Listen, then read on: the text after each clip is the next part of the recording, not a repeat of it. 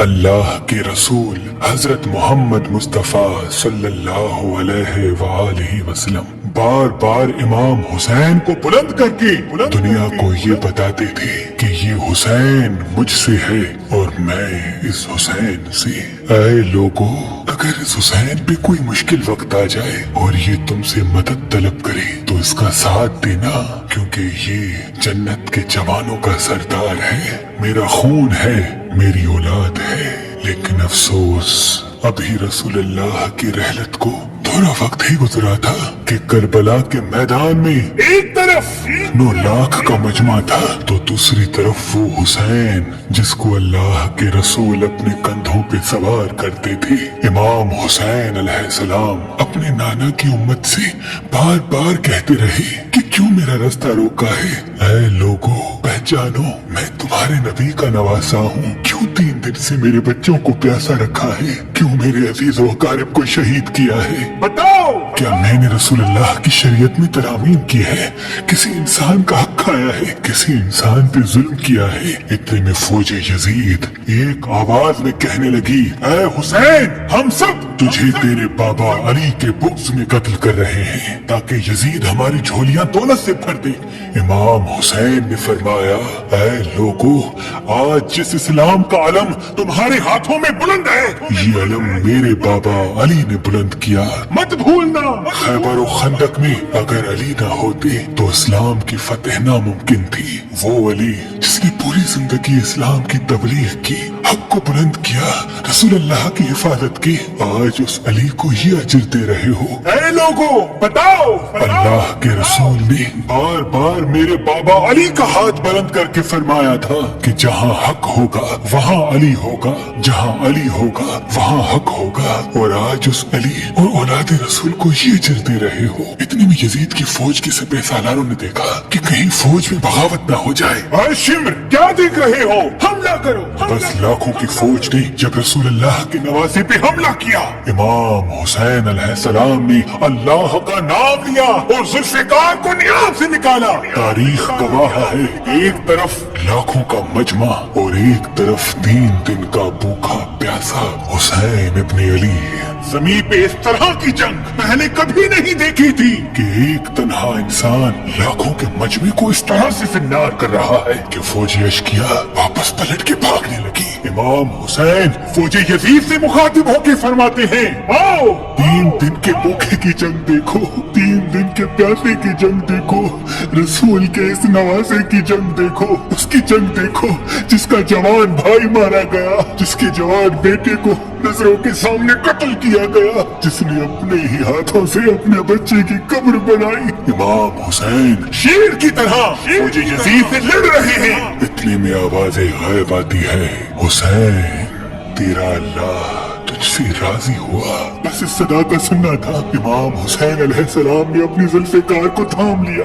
اتنی میں عمر بن سعد کہتا ہے، شمر کیا دیکھ رہے ہو؟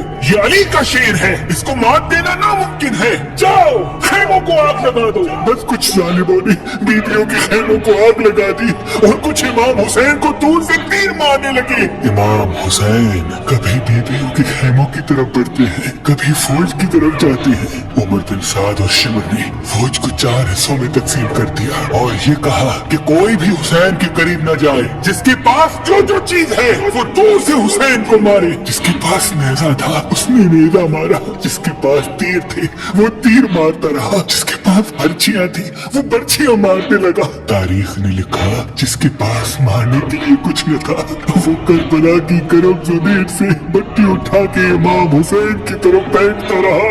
امام حسین کے جسم مبارک پہ ہزاروں زخم لگتے رہے، آپ کے جسم مبارک پر اتنی تیر تھی کہ آپ کا جسم مبارک نظر تک نہیں آ رہا تھا۔ بس جیسے ہی نواسا رسول گھوڑے کی سینگ سے زمین پہ آتے ہیں، فوجی یزید جھومنا شروع کر دیتی ہے، لیکن اتنے میں وہ گھوڑا جس پہ آپ سواری کیا کرتے تھے وہ امام حسین کے چاروں طرف گھومنا شروع کر دیتا ہے تاکہ ان تیروں سے میں اپنے آقا حسین کو بچا لوں۔ وہ گھوڑا دوڑ ہی رہا تھا، اتنے میں عمر بن سعد نے کہا، اے لوگو رکو، میں نے اپنی آنکھوں سے دیکھا تھا اس گھوڑے پہ اللہ کے رسول سواری کرتے تھے، کہیں تیر اس گھوڑے کو نہ لگے، اور یوں تیروں کو چلانا بند کیا گیا۔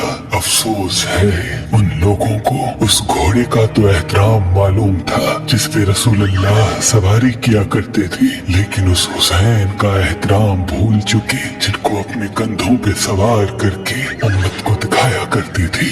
بس امام حسین علیہ السلام زمین کربلا پہ اپنا سر رکھ کے اللہ کا شکر کر رہے ہیں، اور وہاں فوج یزید کے مختلف سپاہی امام حسین کا سر کاٹنے کے لیے قریب آتے ہیں۔ جو بھی قریب آ کے امام حسین کے سر کو دیکھے تو اسے امام حسین کے چہرے میں رسول اللہ کا چہرہ نظر آئے اور وہ چیخ کے دور چلا جائے۔ اتنے میں شمر کہنے لگا یہ کام مجھ سے ہی ہونا ہے۔ جیسے ہی شمر نے خنجر امام حسین کے گلے پہ رکھا تو وہ دیکھے امام حسین کے لب ہل رہے ہیں۔ اس نے سوچا ہم نے حسین کا پورا خاندان قتل کر دیا، 3 دن تک حسین کے بچوں کو پیاسا رکھا، شاید حسین ہمیں بد دعا دے رہے ہوں گے۔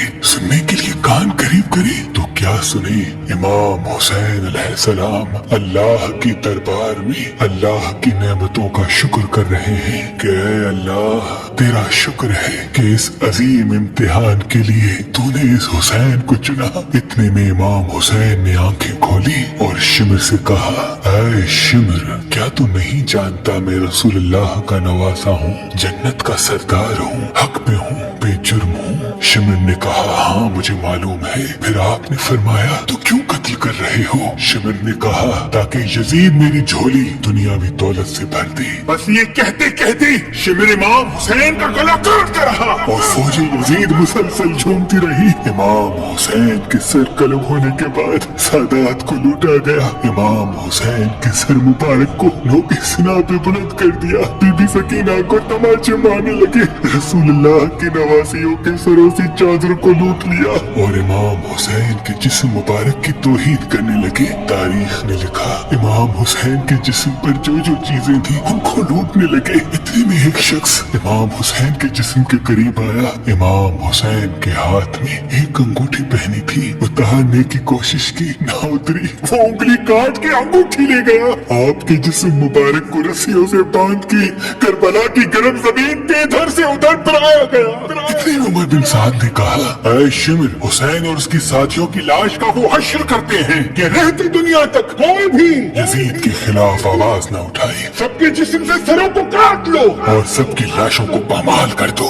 زمین کربلا گواہ ہے، کہیں سے کوئی قبیلہ اٹھ کے آتا ہے اور کہتا ہے کہ ہم حر کی لاش کو پامال ہونے نہیں دیں گے، کہیں بی بی ام لیلا کا قبیلہ آ کے کہتا ہے کہ ہم علی اکبر کا لاشا پامال ہونے نہیں دیں گے، کہیں بی بی رباب کے قبائل کے لوگ کہتے ہیں ہم علی اصغر کا لاش پامال ہونے نہیں دیں گے۔ ایک ایک شہید کی لاش پامال ہونے والی جگہ سے ہٹائی گئی، تاریخ گواہ ہے صرف رسول اللہ کا اکیلا نواسا کربلا کی گرم زمین پہ پڑا رہا اور مغرب کے گھوڑے مشرق کی طرف، مشرق کے گھوڑے مغرب کی طرف دوڑتے رہے۔